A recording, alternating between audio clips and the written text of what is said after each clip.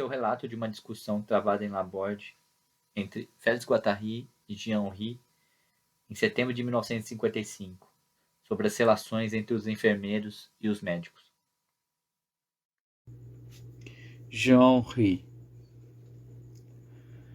Podemos começar definindo, de um lado, o estatuto social do médico, do enfermeiro e, naturalmente, do doente, diante do qual os dois se veem.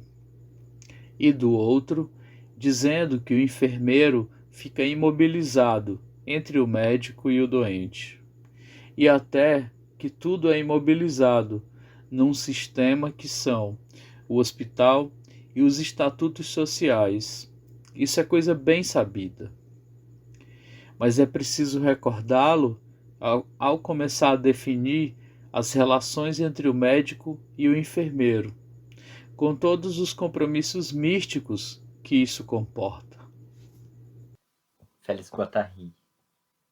Parece-me que sempre se tem interesse em começar, antes de entrar nos detalhes dessas relações, situando-os de uma maneira não geral, mas em seu conjunto. Mesmo que já se tenha feito isso, é a partir daí que se compreende direito o que ocorre exatamente. Se, por exemplo, considera as relações entre patrões e empregados e operários numa fábrica, é preciso partir de dois dados fundamentais que são o que é uma fábrica, o que é um patrão, o que é um explorado. De igual forma, em nosso caso, é preciso começar perguntando o que é um médico, o que é um doente. Isso é de fato muito importante. Há entre o médico e o enfermeiro uma relação mistificada, no sentido de que o médico representa mais uma casta do que uma classe. Ainda que o médico e o enfermeiro estejam do mesmo lado da barreira, no interior dessa barreira há uma casta, a casta dos médicos, assim como há o mundo dos enfermeiros, que costuma ser mais sadio. É preciso ir mais longe. O médico continua a ser, mesmo tendo de atender a outras exigências burocráticas ou capitalistas, o suporte e o responsável pela mistificação e, enquanto tal, reflete a ideologia de sua classe. A mistificação incide propriamente sobre certa relação, fundada em certa concepção do mundo, do homem e do doente. Acho que o problema não deve ser tão marginal no tocante às classes, mas totalmente fundamental.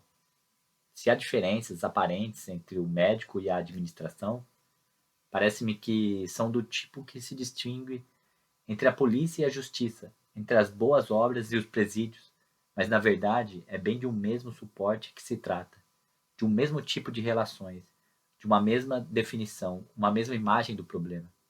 Ou se vai falar de exigências psicológicas ou de exigências de benevolência, ou então vai colocar o problema em seu sentido pleno, o que me parece remeter, de um lado, a uma singular divisão do trabalho e do outro a uma anomalia da normalidade. É evidente que o papel determinado para o médico é o de defensor das instituições do Estado. O Estado o incumbe da função de fazer respeitar o regulamento do hospital, sem intervir em sua estrutura econômico-social. Esse seu papel implica, obrigatoriamente, que ele se faça respeitar, a fim de que se apresente aos enfermos a própria imagem do respeito, da honra. Há, por seguinte, uma espécie de pantomima representativa, dado que é a imagem mesma da sociedade em que trabalha o enfermeiro. É um fato inegável, sobretudo nos hospitais psiquiátricos, que o médico é investido pelo Estado e que este último, ao mesmo tempo, não lhe dá o mínimo apoio. E se tomar consciência disso, o médico fica numa situação bem difícil, desprezado pelo Estado e detestado pelo enfermeiro.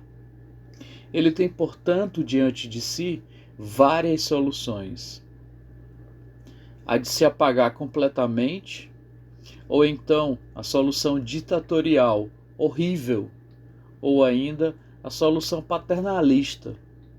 Todas elas soluções que respeitam a estrutura na qual ele vive com os enfermeiros. O importante na relação entre médicos e enfermeiros é, sobretudo, sua implicação na relação curadores-doentes. Há uma espécie de cisão na maneira como os auxiliares do curador são apresentados aos médicos. Tem-se, de um lado, as imagos médicas dos tipos que se apresentam de quando em quando, sendo a ação dos médicos sentida como mágica, e do outro, o corpo de enfermeiros. O que marca essas imagos é uma espécie de inumanidade, uma maneira de cristalizar cada um em seu lugar, encarregando-se o médico de todo o lado espiritual, e o enfermeiro da disciplina e coisa do gênero. Pode-se falar da relação entre médicos e enfermeiros como se ela resumisse a atitude da sociedade diante da transcendência, a maneira como a sociedade reage, o modo como divide o trabalho, como evita o problema ou foge dele, para não enxergar o problema da loucura e da singularidade. É de fato preciso situar no plano histórico e, ao mesmo tempo, no transcendente, as relações entre aquilo a que se dá o nome de loucura, de loucos, e a sociedade. Seria tedioso refazer mais uma vez o histórico do modo como a sociedade encara os loucos. Vamos nos limitar ao que sucede hoje. A sociedade delega a certas pessoas a tarefa de conviver com os loucos, o que cria uma espécie de barreira humana, barreira de cabeças, de braços e pernas para se proteger dos loucos. Que os loucos se arrebentem como quiserem, desde que a sociedade fique tranquila. E é forçoso que nessa espécie de barreira que faz parte da sociedade se achem implicada todas as suas lutas. Além disso, essa barreira condiciona o quadro de doenças. Por isso falei aquilo a que se dá o nome de loucos, no sentido de que essa ou aquela doença existe porque a barreira a encerra. No fundo, as nosologias existem tão somente para encerrar os loucos. Elas são registradas nos livros como se fossem uma coleção de borboletas. Um livro de psiquiatria não passa disso. Quais as características das borboletas? Qual sua classificação? Para conservá-los, os doentes mentais, é preciso mergulhá-los em formol. Para observá-los, mantê-los em cômodos de janelas hermeticamente fechadas. E vai-se mais longe. Agora é necessário ocupá-los, pô-los a operar máquinas, dar-lhes ferramentas, mas tudo isso dá na mesma. Por conseguinte, há uma espécie de dialética entre as pessoas que vão desempenhar a função de loucos e aquelas que terão o papel de vigiar os loucos. E tudo isso numa sociedade fechada. Acho que podemos considerar o fenômeno da loucura como um fenômeno contemporâneo. É perceptível que a loucura intervém hoje como um fenômeno social, tendo um papel cada vez mais cultural, cada vez mais integrado à sociedade, mais e mais universal, nas preocupações, uma função antropológica. É algo com que convivemos na forma de dificuldades administrativas.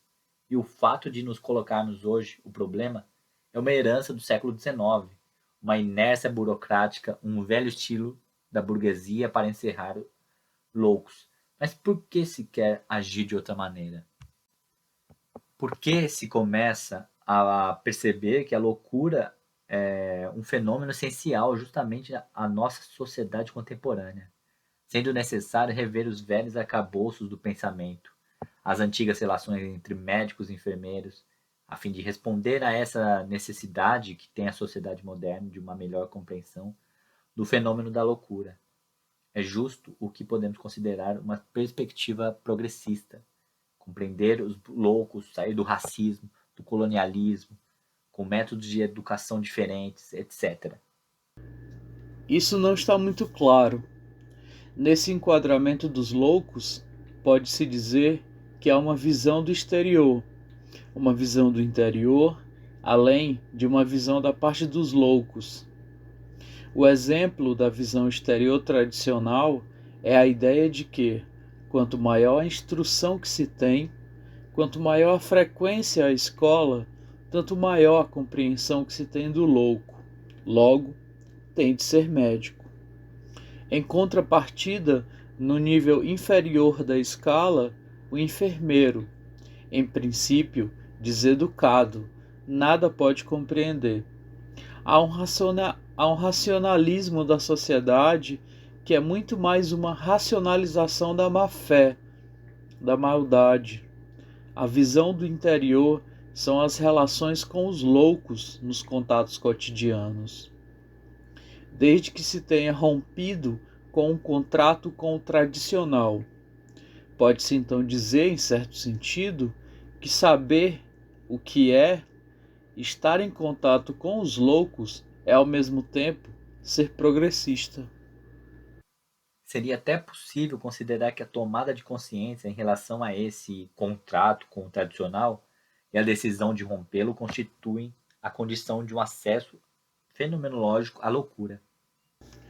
Sim, justo porque essa noção de contrato permite ver a confusão que as pessoas fazem com tanta facilidade entre a alienação social e a alienação mental. Elas não são a mesma coisa, e querer confundir uma com a outra é uma nova mistificação, destinada a fabricar ainda outras neste contexto. Isso se traduz em dizer, por exemplo, em outro plano, não é mais um louco, é um doente. Ora, isso é pura estupidez. É claro que é um louco. Cumpre distinguir entre as diferentes modalidades de alienação no complexo hospitalar. Existe, com efeito, uma interação bastante complicada entre modalidades de alienação. Costumamos ocupar-nos mais particularmente do doente alienado da sociedade. O que me parece fundamental é que a doença é alienante enquanto tal, e que ao mesmo tempo o doente é alienado da sociedade porque é internado. Mas também é muito interessante considerar o fenômeno da alienação do enfermeiro no estabelecimento hospitalar e de suas condições de trabalho, bem como do médico, muito mal situado no âmbito da administração. E por fim, a alienação da empresa, da pessoa moral, do hospital em seu conjunto, com respeito ao Estado.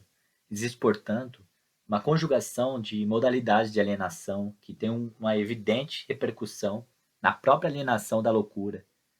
E é desse ângulo que se deve poder considerar todos os aspectos do problema.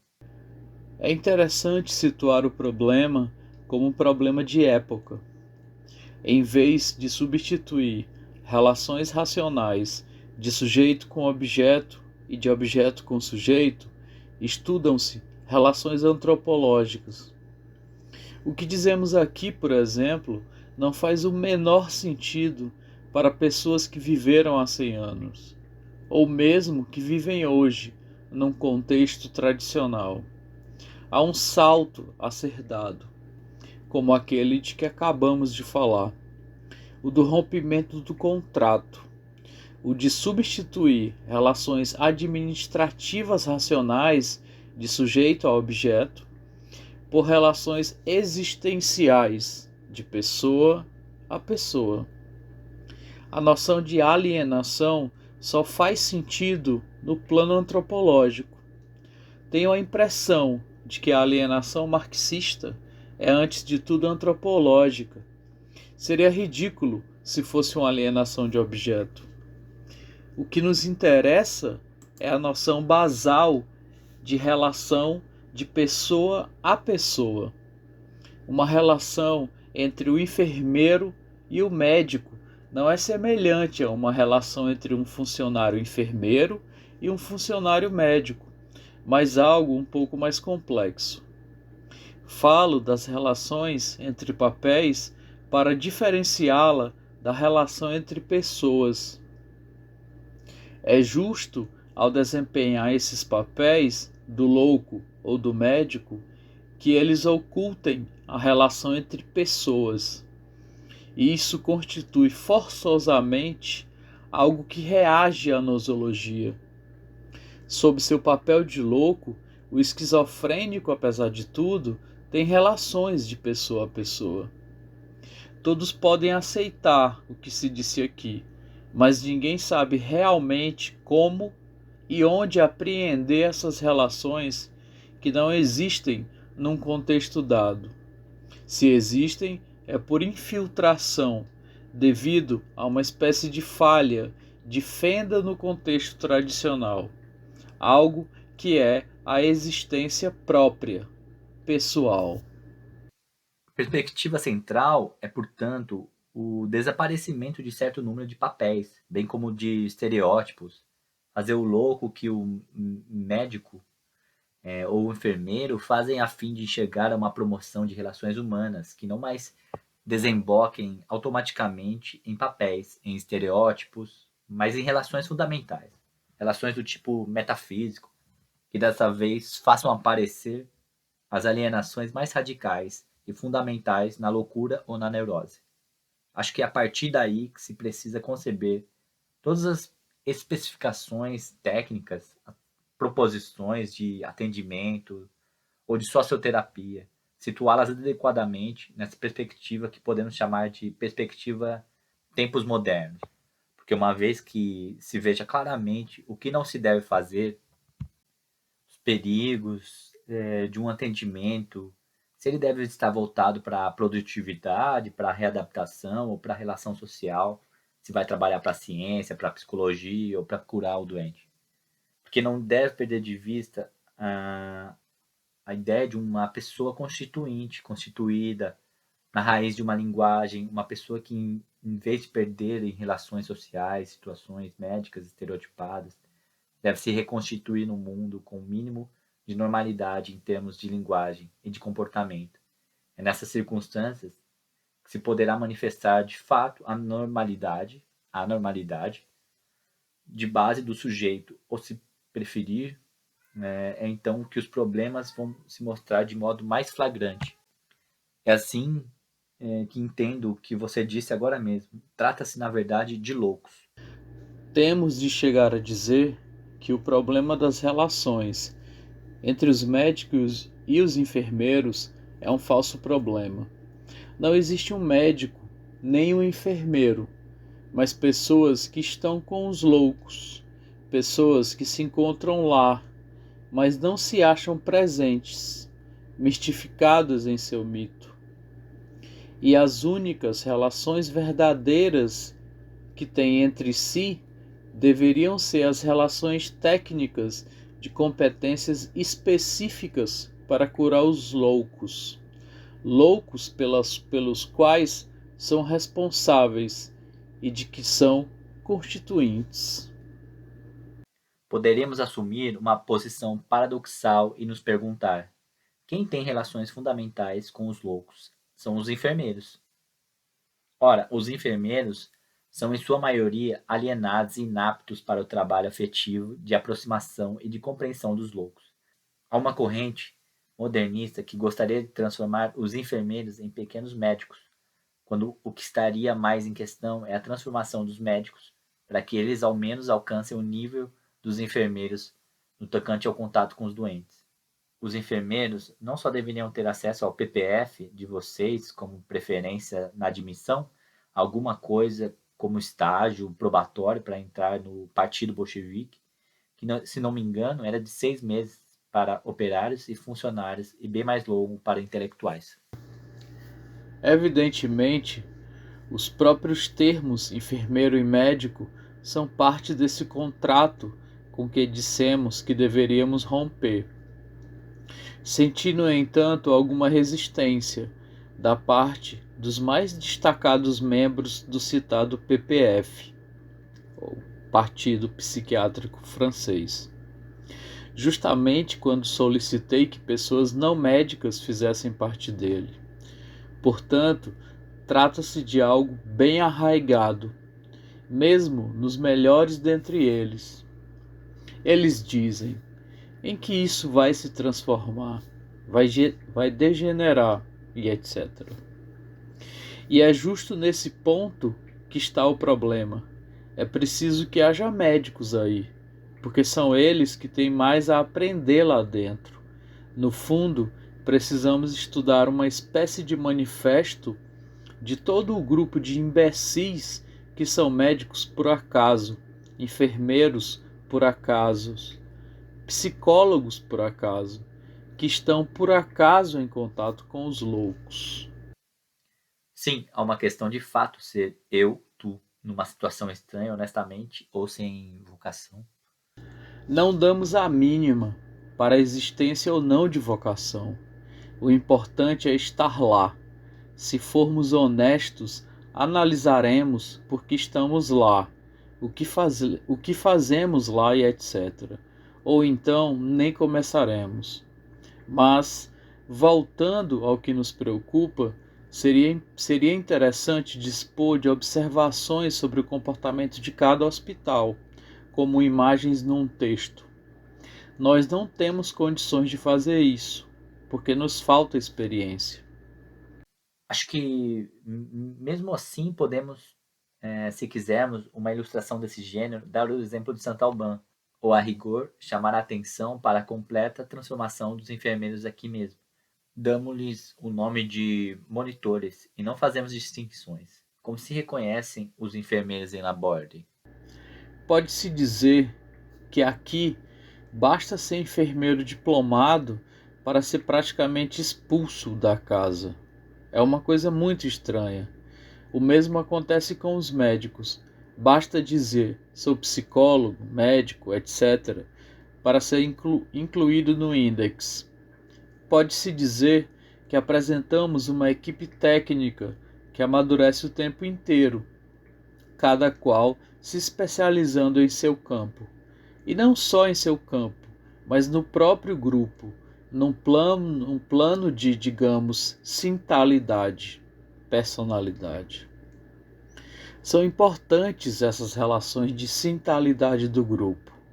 Há nele pessoas que se fixam como as plantas herbáceas no vaso, enquanto outras, que são os doentes, passam.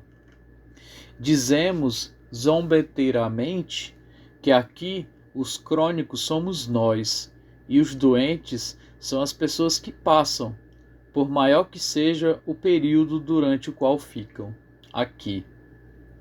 Dizendo isso, revertemos os valores. Antes era o louco aquele que fica.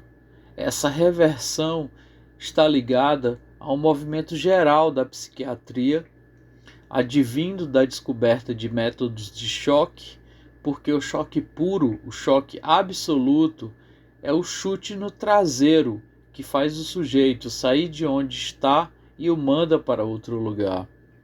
É preciso, falando sério, que ele passe e que isso sirva para alguma coisa. Pouco importa a estranheza que isso causa nos alienistas alienantes.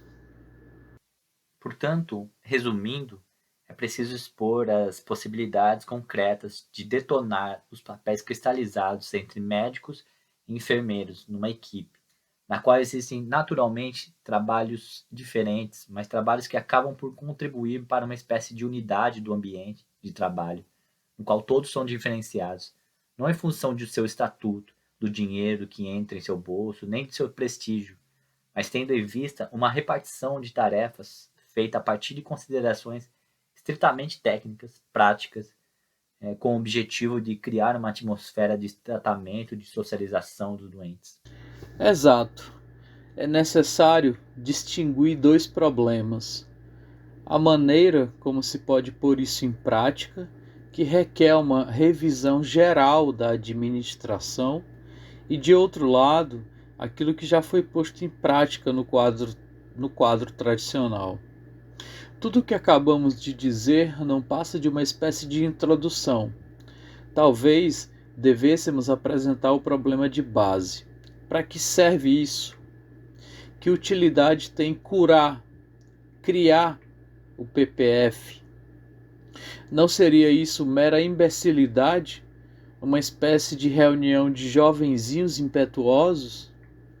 Na qualidade de psiquiatras, já somos considerados jovenzinhos impetuosos por todos os senhores experientes. Impetuosos jovens que se reúnem, uma coisa verdadeiramente adorável. Claro que eles nos estimulam, assim como estimulam a todos, a começar pelos escoteiros, mas Os outros já têm de nós a imagem de um grupo dotado de certa particularidade. Mas a coisa não para por aí. É preciso ainda que o PPF tenha uma posição original no plano da política psiquiátrica. Vem à existência uma política psiquiátrica cuja necessidade se faz sentir precisamente porque os psiquiatras stalinistas não têm política. Eles se alinham com a tradição em vez de buscar o que poderia ser uma psiquiatria progressista. Acho que se deve chocar o PPF, não deve fazê-lo por seu caráter de grupo de jovenzinhos impetuosos, mas pelo fato de ter a responsabilidade de desenvolver, numa perspectiva marxista, existencialista, sei lá o quê, uma teoria e uma prática capazes de formar a jovem psiquiatria. é delicado dizer coisas disparatadas como essa. Fico cansado só de ouvir que os psiquiatras stalinistas não têm política e etc. Isso não é verdade. Há excelentes psiquiatras stalinistas que têm justamente uma política bastante séria, embora não siga nosso caminho, mas bastante séria do ponto de vista de renovação das atuais bases da psiquiatria. Claro que é difícil admitir psiquiatras filiados a um partido. Isso é um problema, no sentido de uma espécie de traição, de fuga. Acho que podemos comparar isso com o movimento Freinet, no qual havia stalinistas que aplicavam os melhores métodos atuais do ponto de vista pedagógico e que tiveram de deixá-lo por exigência do partido. Parece evidente que, se tivesse sido um movimento bem avançado, o movimento Freinet teria tido posições mais claras do ponto de vista político que teriam permitido aos comunistas que faziam parte dele não serem obrigados a sair. E o conjunto dos mestres comunistas teria estado envolvido. O mesmo acontece com os psiquiatras comunistas. Os que têm uma boa posição são minoritários, e mesmo alguém como Le Guian está longe de poder fazer e dizer o que quiser. Não só por causa do estado atual da administração, como também por causa da atitude dos psiquiatras stalinistas. Cada um fazer o que puder é uma coisa, mas uma verdadeira política é algo bem diferente. É ter uma perspectiva coerente. Duvido que sejam muitos os psiquiatras que tenham uma, e que seja não somente marxista, mas completa do ponto de vista de seu campo de trabalho. Seja como for, o trabalho que fazemos é precisamente aquilo que faz falta nos grupos de esquerda e nos grupos comunistas da perspectiva psiquiátrica. Esse é o único verdadeiro sentido do PPF, pois do contrário, ele apenas iria criar uma franco-maçonaria dos hospitais. Trata-se de uma política que só vai ter de fato sentido à medida que situar os problemas psiquiátricos numa plataforma que não existe atualmente. Não há diferenças fundamentais entre a psiquiatria burguesa e a psiquiatria dos atuais movimentos de esquerda. A psiquiatria stalinista é, no tocante a seus conceitos fundamentais, alinhada exatamente com a psiquiatria burguesa. Não se deve confundir a alienação marxista com a da loucura. Ao contrário do que fazem os stalinistas, devendo-se antes retomar o conjunto das contribuições de Marx e de Freud. A compreensão profunda do marxismo e do freudismo impede semelhante confusão. Estudar as relações entre enfermeiros e médicos, ou as relações entre grupos terapêuticos e loucos, requer estudar, antes de tudo, a relação entre o grupo e a sociedade. É isso que torna necessário introduzir desde o começo aquilo que chamamos de a dimensão transcendental do louco. Há diferentes posições a estabelecer: um polo metafísico, um polo político, no sentido de uma estratégia contra a administração, contra os grupos sociais constituídos, e um polo de elaboração teórica, a partir de grandes autores. De um lado, o polo Lacan, se você preferir, e do outro, o polo Tosquelles, que já é mais político. É complicado envolver nomes nisso. Trata-se de consolidar uma dada ordem, o que é uma coisa difícil, porque parece excluir radicalmente certas posições políticas. É uma espécie de consolidação da posição do grupo pela via negativa. Grupo, que é uma palavra melhor do que partido. Exclui-se um tipo porque ele, não religioso B, não tem, por exemplo, a visão universal inspirada de Lacan, ou o pressuposto político do lado Tosquelles. Mas não acredito que se possa definir o grupo como trotskista, anarquista, sabe-se lá o quê. Acabamos de falar que é preciso ser, digamos, progressista, ou seja, ter rompido o contrato com as estruturas tradicionais que já perderam o sentido. Até mesmo nossa linguagem vai se tornar absolutamente incompreensível para os que permaneceram nessas estruturas e para aqueles que fazem de conta que nos entendem, mas que acrescentam gentilmente que ainda assim deveríamos colocar uma gravata e começar a falar corretamente o francês. Trata-se de uma dimensão de originalidade. Não devemos ter medo, mas dizer é como é, e não há por que eu mudar. Há uma coisa que deveria especificar um grupo de militantes no domínio psiquiátrico: o fato de estarem engajados na luta social. É claro, mas igualmente os serem loucos o bastante para haver a possibilidade de estar com loucos. Ora, há pessoas numa excelente posição no plano político, que não têm a mínima condição de fazer parte desse grupo. Existe, por outro lado, essa dimensão kierkegaardiana do religioso B. Esta é uma dimensão fundamental, no sentido de ser preciso primeiro passar pela loucura, ter digerido a loucura. É preciso ser louco assumido, ser mais louco que os loucos. Essa noção de loucura transcendental é negada de maneira absoluta por certos grupos políticos. Isso é um coisismo, materialismo vulgar, ridículo, um desvio do pensamento de Marx e etc. A partir do momento em que se perde essa dimensão metafísica, o principal perigo a que se está exposto é ser identificado com os partidários do idealismo e com a classe que defende tradicionalmente o idealismo. Esse mesmo problema se coloca para a corrente, tempos modernos. O pessoal se esforça para manter uma dimensão metafísica mínima e permanecer ao mesmo tempo no interior do movimento progressista, que é tradicionalmente materialista. No final das contas, demos um monte de voltas para não falar das relações enfermeiros-médicos. É preciso primeiro definir o louco, à medida que as relações enfermeiros-médicos só se definem se houver loucos. É preciso, por conseguinte, fazer loucos, porque os loucos somos nós que fabricamos. Como se fabricam loucos? Podemos comparar o processo com a teoria das imagens. Podemos dizer, dissemos, que uma imagem é o reflexo de um objeto reduzido. Criam-se intermináveis tratados sobre a imagem para depois perceber que ela não tem a menor importância. O mesmo ocorre com os psiquiatras, que são, de certo modo, colecionadores de imagens, colecionadores de borboletas.